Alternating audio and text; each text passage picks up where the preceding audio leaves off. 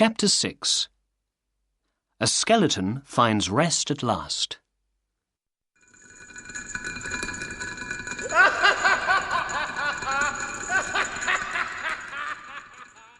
Ten minutes later, it was time for tea, but Virginia did not come down for it. At first, Mrs. Otis did not worry. She knew that Virginia liked to go out into the garden every evening to get flowers for the dinner table.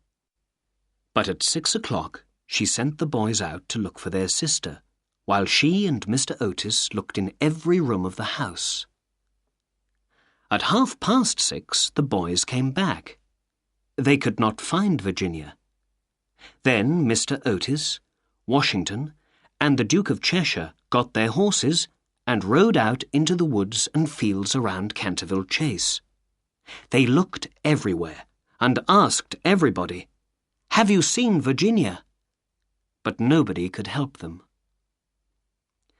Just before midnight, they went back to the house. They were very worried, but Mr. Otis told everybody to get some sleep. "We'll begin again in the morning," he said, "and I'll send for some detectives from London." They were all standing at the bottom of the stairs when the clock sounded midnight. Suddenly, there was a crash, followed by a loud and terrible cry. Thunder shook the house, and the sound of ghostly music came to their ears. Then a secret door opened in the wall at the top of the stairs, and out walked Virginia. She was very white, and she had a little box in her hands. Everyone ran up the stairs. Mrs. Otis threw her arms round her. The Duke of Cheshire kissed her again and again, and the twins laughed and danced around her. "Where have you been?" said Mr. Otis. "We've looked everywhere for you, and your mother has been so frightened for you. You must never play these tricks again." "Only on the ghost," shouted the twins, laughing. "You must never leave my side again, my dearest Virginia," said Mrs. Otis, and she kissed the trembling child.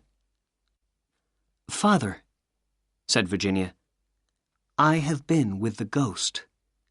He is dead, and you must come and see him. He was a bad man, but he was really sorry for everything that he did. And look, he gave me this box of beautiful jewels before he died." All the family looked at her and the box, and they were too surprised to say a word. Virginia then took them through the secret door in the wall and down a narrow passage, lit by a candle that Washington was carrying. At last, they came to a heavy wooden door. When Virginia touched it, it opened slowly. They found themselves in a little room with one small window in it. A skeleton lay on the floor, chained to the wall. A plate and a water jug were also on the floor, but they were too far away for the skeleton's fingers to get hold of them. Virginia put her hands together and began to pray silently. The others looked down at the skeleton of Sir Simon de Canterville. Now they knew the terrible secret of his death. "He is peaceful now," said Virginia. "I prayed to God to give him peace." And suddenly the others were sure that they could see a beautiful light around Virginia's face. "You are wonderful," cried the young Duke, and he put his arm round her neck and kissed her. 4 days later, at about 11 o'clock at night, they took Sir Simon de Canterville to the Garden of Death, where he wanted to be. Lord Canterville came specially from Wales to be there with the Otis family. They put Sir Simon into the ground, and Virginia put a cross made of beautiful white flowers on the ground next to him. When she did this, The moon came out from behind a cloud, and the little night bird began to sing its sweet high song. Virginia was very quiet during the drive home. The next morning, before Lord Canterville left, Mr. Otis spoke to him about the box of jewels. "My lord," he said, "these jewels belong to you, or to your family.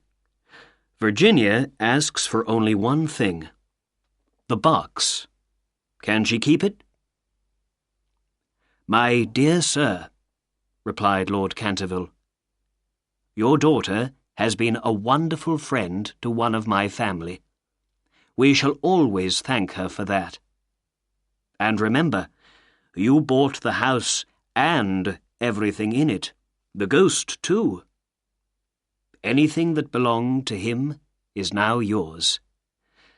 No, Mr. Otis, your daughter must keep the jewels. When she is a woman, she will be happy to have pretty things to wear." So Virginia kept the jewels, and she wore them in the spring of 1890, when she married the young Duke of Cheshire, and everyone said, "How beautiful." Some time later, she and her husband went down to Canterville Chase. One afternoon, they walked through the woods to the Garden of Death and to the old tree. "Virginia," said the Duke, "tell me something. What happened when you were locked up with the ghost?" "Please don't ask me, Cecil. I cannot tell you," she said. "Poor Sir Simon. I have much to thank him for." "Yes, don't laugh, Cecil. I do.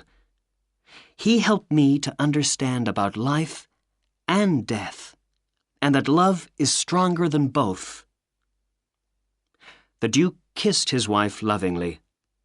"My dear, you can keep your secret. The only thing I want is your love," he said. "You have always had that, Cecil," she said. "And you will tell our children some day?" Virginia did not answer, but her face went prettily red.